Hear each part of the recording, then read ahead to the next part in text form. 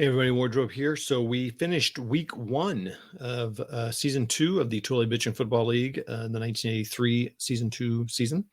And let's go take a look at the scores and the standings and what happened. There was a pretty exciting week, I would say, a pretty odd one for the home teams, but not really when you kind of look at who was playing and all that. So let's go take a look here. So week one results. We'll go down the top to bottom here. So the Rhine Showboats, former champions, go into Akron, the 5 against the 2 seed, hoping to win that game, and turned out to be 23-33. They did not make it happen. It was a pretty crazy game. Well, no, actually, it wasn't that crazy. Just Akron just slowly playing. I think there were 7 field goals in that game, so 21 of all those points were field goals. So it was a field goal fest. Akron walks away with it, and essentially had a chance to even get that score a little bit more at the end, but couldn't quite make it happen. So 23-33. Milwaukee Triangles go into San Francisco Colts, hoping to use their seeding, hoping that was accurate, and they barely pull it off. 24-22. It was one of our first 2 games of the day, and it was pretty exciting. The San Francisco Colts had an opportunity to come back and win it. Could not make it happen. So the 7 seed does what they're supposed to do, but they were at home. And I should say that Akron game is the only home win of the day. The home teams lost the first 3 games, but they were all lower seeds, so I guess it kind of makes sense. And 6 against 8, our lowest seeded game or highest seeded game, whatever you want to call it, low, high, but worst 2 teams to play each other. It was a crazy game, back and forth, very close, but Shreveport could not make it happen again. So the teams that lost, it was close at home. So 31-27, Muncie beats the Shreveport, number 8 Shreveport Commandos. And number 1 Tulsa Ravens go into Austin and barely do it. But they do it. They win. They do what they have to do. That's going to be a victory for them. It's an away win, so that gives them 3 away points. But 20-19, the point differential is not going to be great for them. But the Tulsa Ravens go in there and do what they need to do, and they win the game.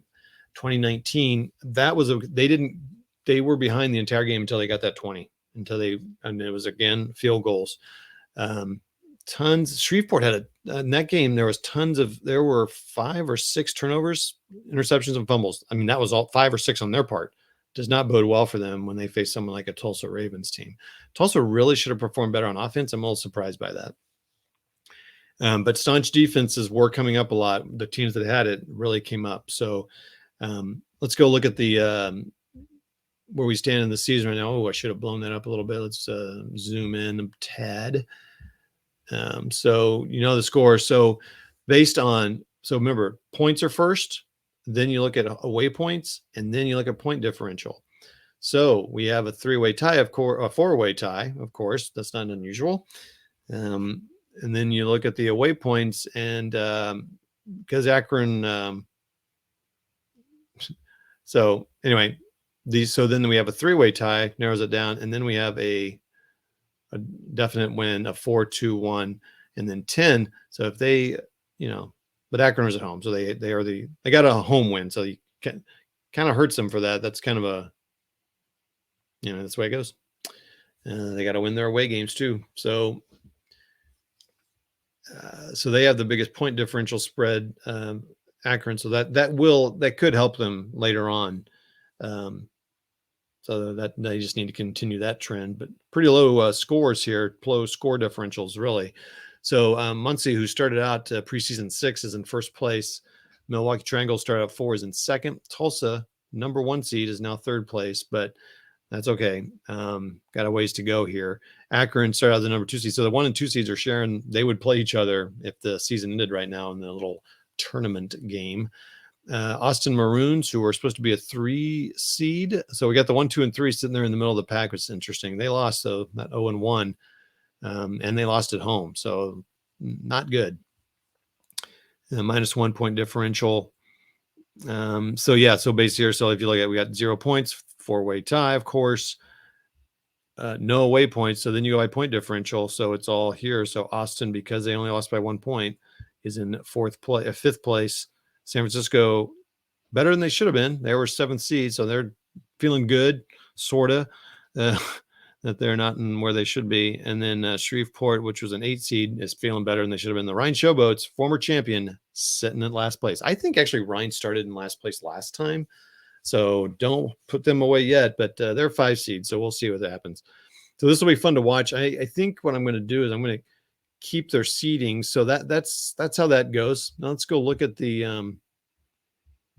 let's go look at week 2. Results of nothing.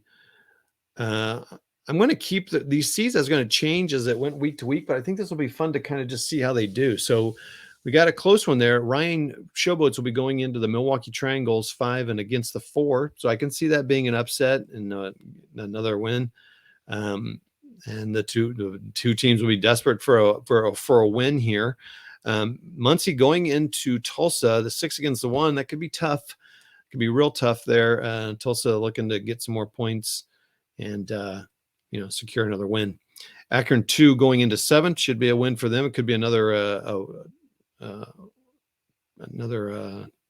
home team loss.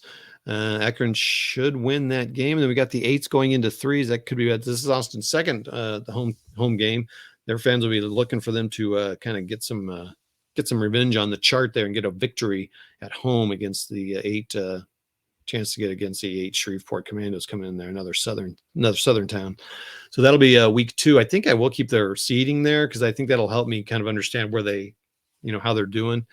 And then we'll just talk about where they stand in the division right now. So, I mean, right now, Muncie is your number 1 team, and Tulsa is your number 3 team. But that should change as we go. So that'll be interesting to watch. So that's the week 1 results. I definitely will not be playing every week game like I did recorded. Maybe I'll try a couple weeks where I just play them all off air and then report on them. And then maybe, so like in this case, the games aren't necessarily, the 4 and 5 could be interesting, but maybe I don't really see anything compelling here right now. So maybe I just play out a few weeks until we get some stats building up where we can see kind of where people are going and start to really show some positioning on the field. So we'll see. This is kind of a diversion from my wargaming stuff that I normally do. It's kind of fun. So the big game is today. So I'm not really going to watch it because I'm playing a sports game, but I'm not really a sports guy. So anyway, that's that. Thanks for watching, everybody. I'd love to hear your comments. I'm using Fast Drive Football, which is a fantastic game by Al Wilson. Free. So go check it out. We'll talk to you, and we'll see you next time we give you weekly updates. See ya. Bye.